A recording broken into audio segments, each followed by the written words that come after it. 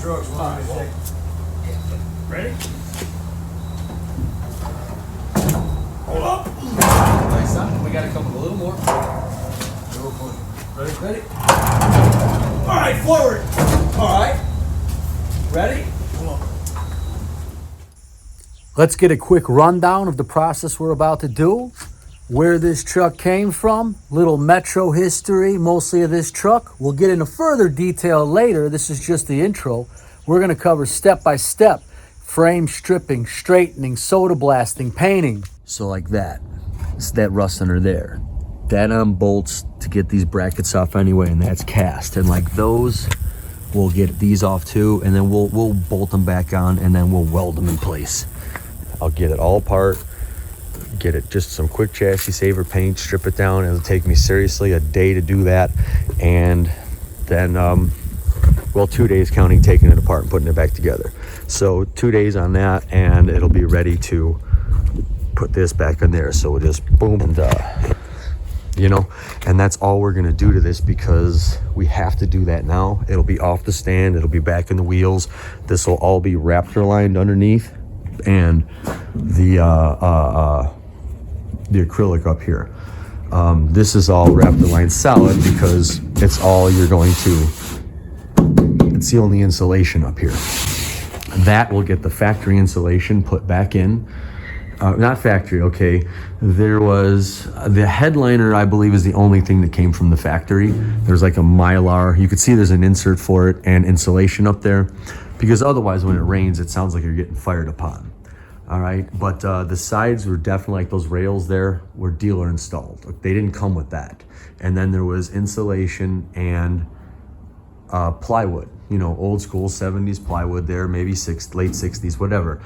But the floor has a piece of plywood that goes over it that's going back, which was original from the dealer. And I know that sounds goofy, but it's gonna get stained nice and go back, and the screws will be brass instead of rivets. It's gonna look nice, because yeah, it's actually gonna be a camper Murphy bed there, and a desk and everything under the desk, and the wall with the entertainment center and the recording studio and woo, and I got the sides that go back up with the insulation and everything. So we'll just get some nice trucker seats with springs up front, and yeah. But other than this stuff that was added on, and these walls added on from the second owner, all right, the furniture shop that got it. I'm not sure what the first company was, but the second shop was a furniture company. So we'll get this back in. This part was the only part that's got a steel floor, but we'll get the sides and the steel back in. And this is lighter than the pickup truck. They were made at the Metropolitan plant. I'll turn around again. Well, no, let's look at the truck. They were made at the Metropolitan plant.